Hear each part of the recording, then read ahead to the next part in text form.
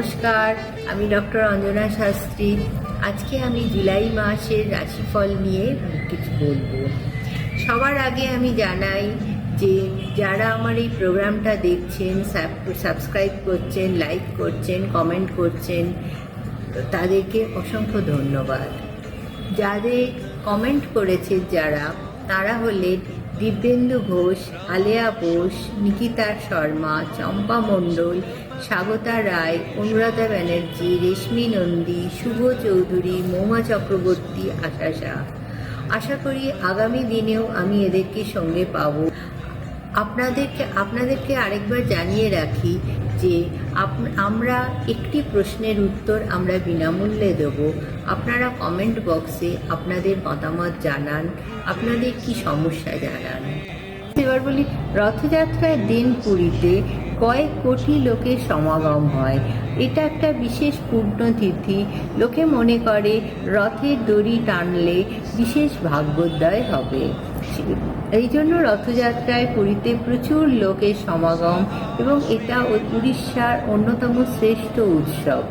এখন কলকাতাতেও ইস্কনের রথ হয়েছে, শ্রীরামপুরে মাহেশের রথ আছে।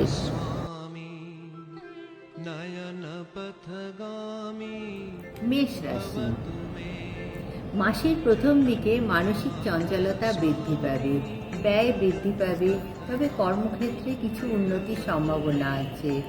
আর হঠাৎ করে কিছু টাকা পয়সাও পেতে পারেন। মাসের শেষ দিকে কথাবার্তায় সতর্ক হন, না হলে শত্রু বৃদ্ধির সম্ভাবনা। প্রতি শনিবার সর্ষের তেলের প্রদীপ জ্বালান। বৃষ। মাসের প্রথম দিকে শরীর স্বাস্থ্য ভালোই যাবে, তবে প্রচুর পরিশ্রম করতে হবে। নতুন কর্মলাভ হবে, কিন্তু ন্যায্য প্রাপ্তিতে বাধা। শিল্পকলার দিকে মন আকৃষ্ট হবে। মাসের শেষ দিকে ভ্রমণের সম্ভাবনা। বিবাহিত জীবন ভালো। নিয়মিত ধ্যান করুন, জপ করুন, প্রাণায়াম করুন, আর সুষম খাদ্যাভ্যাস বজায় রাখুন। মিথুন। মাসের প্রথম দিকে অবিবাহিতদের বিবাহের যোগ। বিদেশ যাত্রার সম্ভাবনা, তবে ব্যয় সম্পর্কে সচেতন হবেন। গৃহে সমস্যা দেখা দেবে। পারিবারিক জীবনে উত্থান পতনের সম্ভাবনা। মাসের শেষ দিকে শত্রু নাশ হবে, ধর্মীয় কাজে ব্যয় হবে। চর্বিযুক্ত খাবার বর্জন করুন, জপ করুন, ধ্যান করুন। কর্কট। মাসের প্রথম দিকে স্বাস্থ্য নিয়ে চিন্তা বৃদ্ধি। দীর্ঘদিনের মনের ইচ্ছা পূর্ণ হবে। প্রেম প্রীতিতে শুভ, তবে কর্মের ক্ষেত্রে জটিলতা দেখা দেবে। মাসের শেষ দিকে ভ্রমণ যোগ।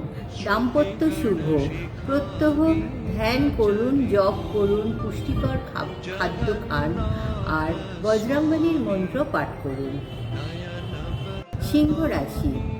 বক্রী শনিতে সিংহ রাশির স্বাস্থ্যের সম্পর্কে সচেতন হন।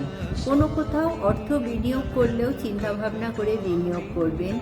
লসের সম্ভাবনা। দীর্ঘ ভ্রমণের যোগ। পারিবারিক শুভ। মাসের শেষ দিকে ধনলাভের যোগ আছে, তবে কথাবার্তায় সতর্ক হন, না হলে সমস্যা দেখা দেবে, শত্রু বৃদ্ধি পাবে।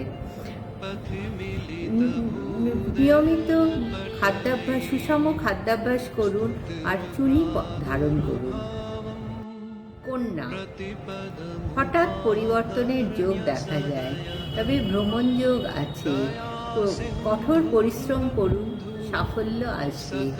শরীর সম্পর্কে সচেতন থাকুন। অলসতা বৃদ্ধি পাবে, চোখের সমস্যা দেখা দেবে।